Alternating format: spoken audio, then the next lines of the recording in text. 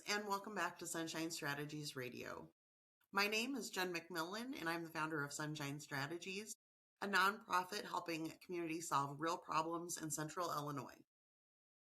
And before I go any further, I owe you all an apology. These past few months included an unplanned pause, one I didn't anticipate and I didn't explain in advance. So thank you so much for your patience, your kindness, and for holding space while I stepped away. Sometimes life asks us to slow down a bit without warning, and I had to listen. And in fact, that pause in many ways is part of the story I want to share with you today. Have you ever heard the phrase, tell the bees, when someone passes away? I didn't even realize I was grieving like I was, let alone that an old ritual would help me understand how to move forward. But it did. I'd heard the phrase before, though I still can't tell you when or where. But out of curiosity, I finally looked it up. It turns out the ritual comes from Europe, from the belief that bees were a link between worlds, that if you didn't tell them of a death or another important event, they might stop producing honey or leave your hive altogether. Telling the bees was a sign of respect, a way of acknowledging loss so that life can continue. Now, I should be honest, I do not keep bees. I never have, and I don't know why I know this phrase. But I realized recently that in my own way, I tell the woods. A dear friend of mine, a fellow woman of the earth, passed away. Her services were last week. And as I sat on the land that she personally had tended, land that she had worked to return to its native roots, I realized no one had told it yet. No one had told the river, or the birds, or the soil she loved so fiercely. So I did.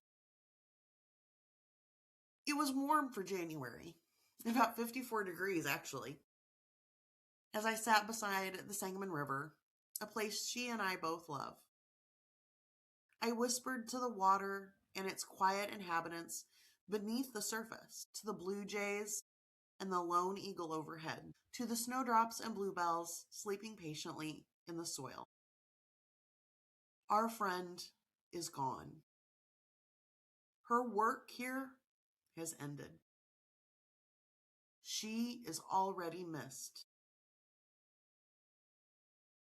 I paused there, not to linger, but to acknowledge. A moment of respect, of reverence, of recognition. And then I continue. I continue to write and to plan. And I think that that is the heart of the ritual of telling the bees. Or in my case, of telling the earth. It was saying, yes, our friend may be gone, but I am still here, ready to help tend what she loved. Not because I can replace her. I can't. But because many of us were changed by her goodness, her fierceness, her care. Together, we will continue tending the things she left behind. Her hive is just infinitely bigger now. Grief for me is a strange and uncomfortable place. It's liminal, an in-between space, between before and after. Between who my friend was and who I'm becoming without her. Between the community I once knew and the community that we must now carry on amid so much distrust and uncertainty. That space can feel familiar, almost comforting. But it isn't meant to be permanent. Liminal places are meant to be crossed, not camped in. Like a spring puddle that holds water only long enough for the frogs to hatch. It serves its purpose, and then it dries up so life can move forward. That's why rituals matter. They give us a footing. They help us mark what has changed so that we can take that next step. Last year, you all might remember that my ritual was whispering to the woods about my friend Bill. This year, it was my friend Marge.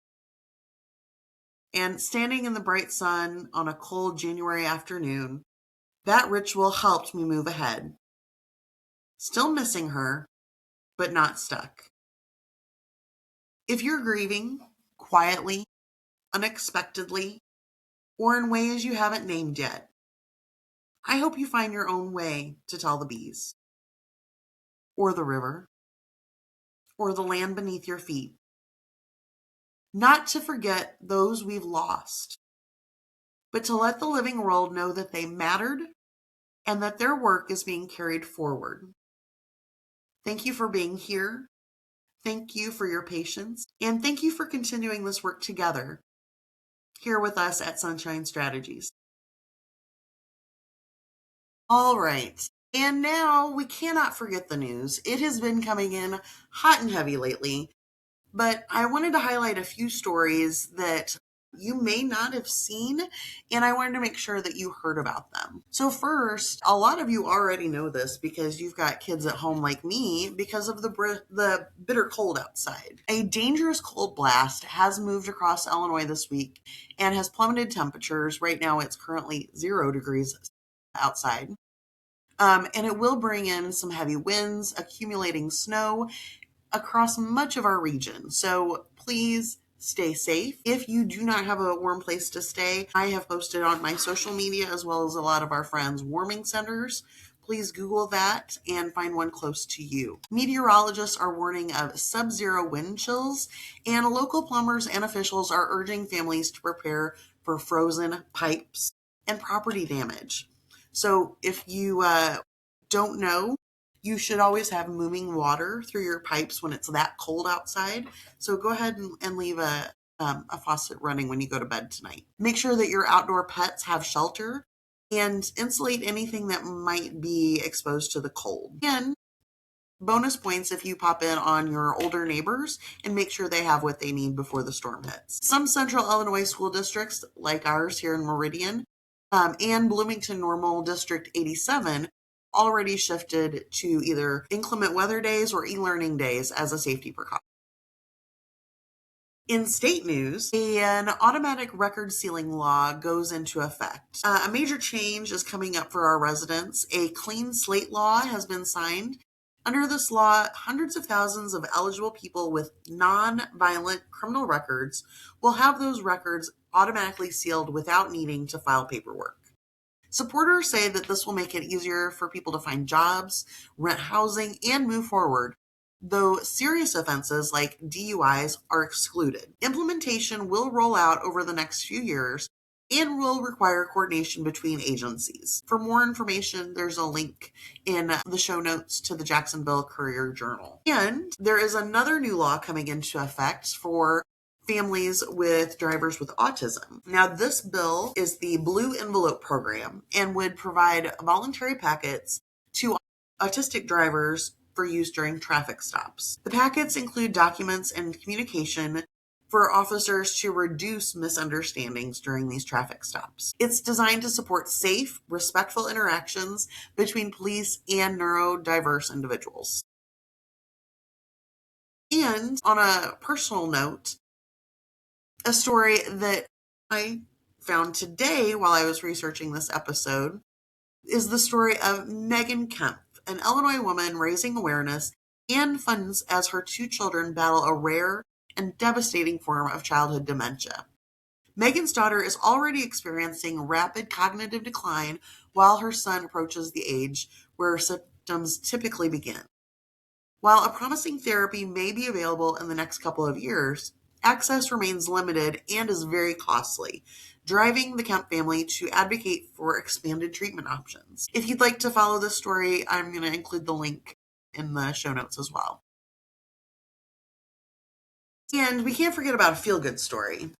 Did you know that a Central Illinois woman from Vandalia won a $3 million top prize on a holiday scratch-off? She plans to use the winnings for her family's future, but says she's going to keep her cleaning business and take a well-deserved family vacation. And earlier in the week, If you felt a little shake, there was, in fact, an earthquake. A 3.8 on the Richter scale earthquake was centered in Ullman, Illinois, and was felt across parts of central and southern Illinois and even into neighboring states. Now, no damage was reported, but scientists remind us that the Midwest has important fault systems capable of producing noticeable quakes. I have lived in the Metro East and central Illinois my entire life, and this is not the first one that I've experienced, but they are kind of strange.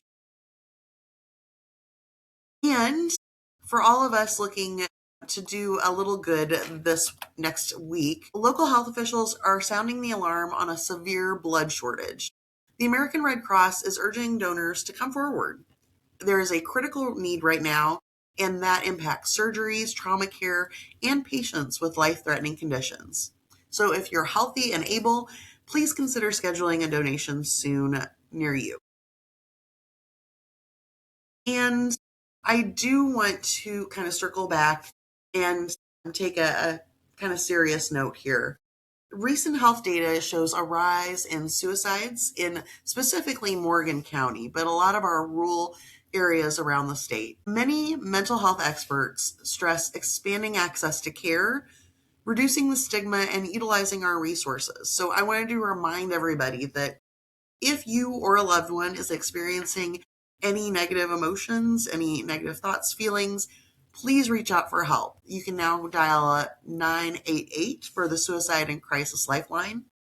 And we want you to know that help is always available. So I saw those stats coming out of Morgan County and just wanted to say to everyone that, we are now past the darkest part of the year that we've gotten through the solstice, but people are still struggling out there. Make sure you utilize your resources. And that has been our Central Illinois news for the week.